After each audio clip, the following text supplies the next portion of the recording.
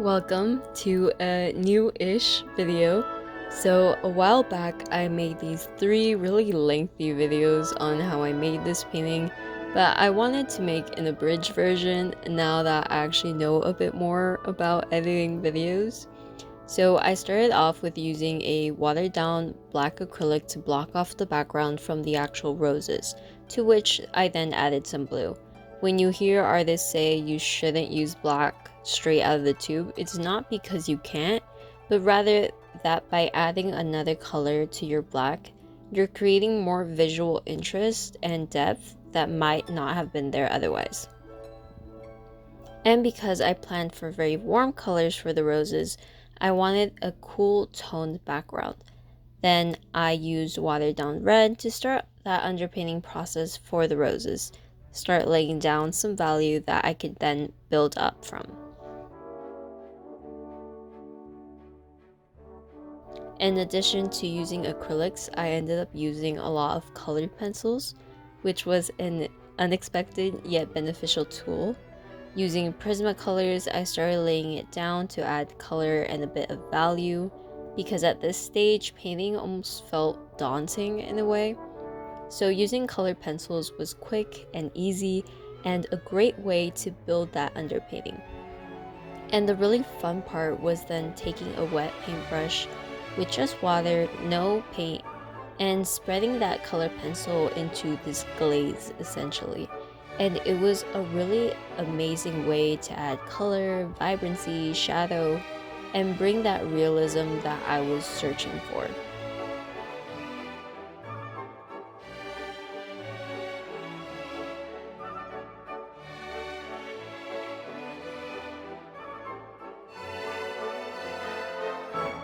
It was also really great for the vase, where I had a lot of different shades of blue and green going on to the point where it felt a bit overwhelming.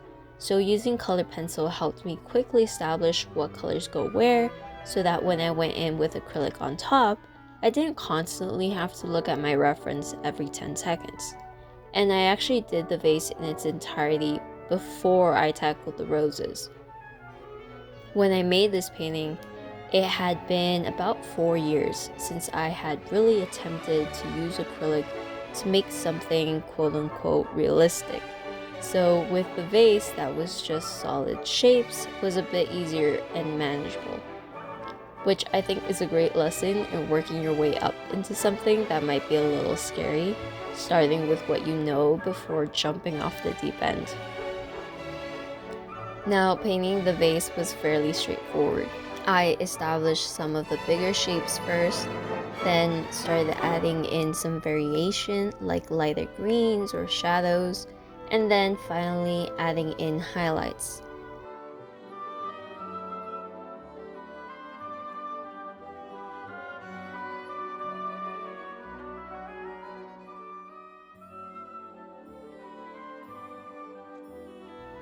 And then I just went ahead and made the background a bit more solid around the vase.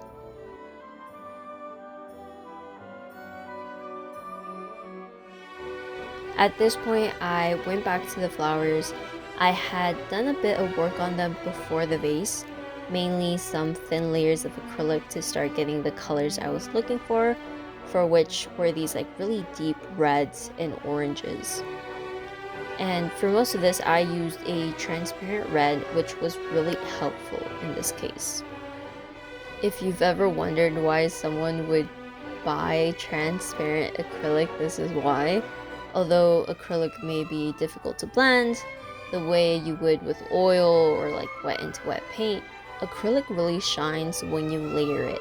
And you can get this really amazing level of depth and of color if you're willing to take the time.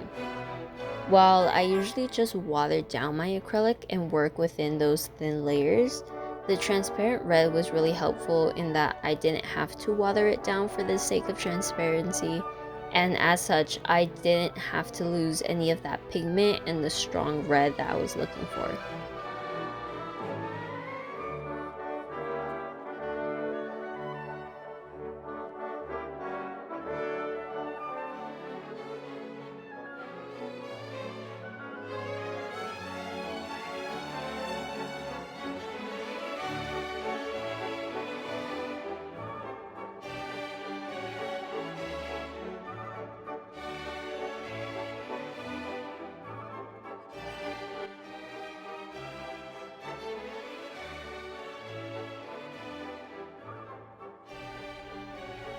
With the roses, it was a lot of layering, and for the most part it was done with the transparent red, some black, a really warm yellow, and a bit of white here and there. For the portion of the rose that I wanted lighter in value but still red, I actually didn't use white, so I would avoid going into that pink area. Instead, I used yellow to lighten it while still keeping it red, if not slightly a red-orange. And of course, I also just deepened the shadows so that the lighter reds would stand out more.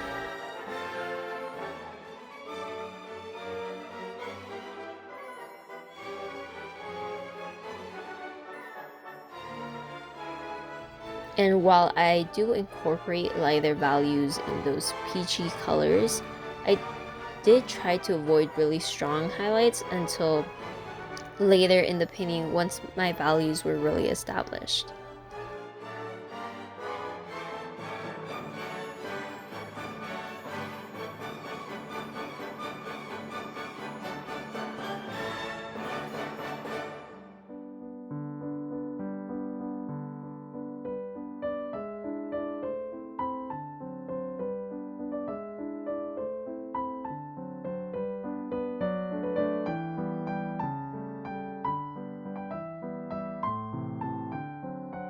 And I continue this process with the other flowers, starting with the transparent red and building up the shadows and lighter areas in thin layers again. Very important. Eventually going back and adding more details and changes where I felt like it was needed, whether that was adding more highlights, some deeper shadows, or small details like the texture of the petal with a small brush.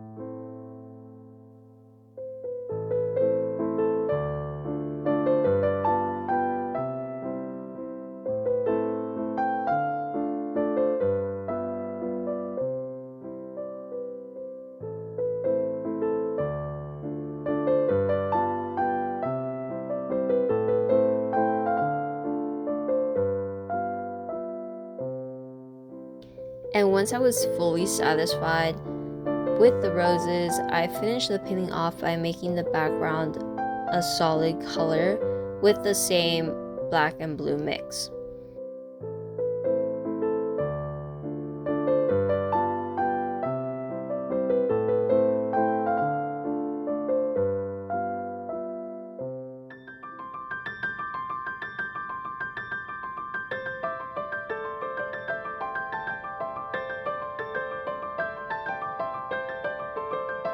And here we have the finished painting before the varnish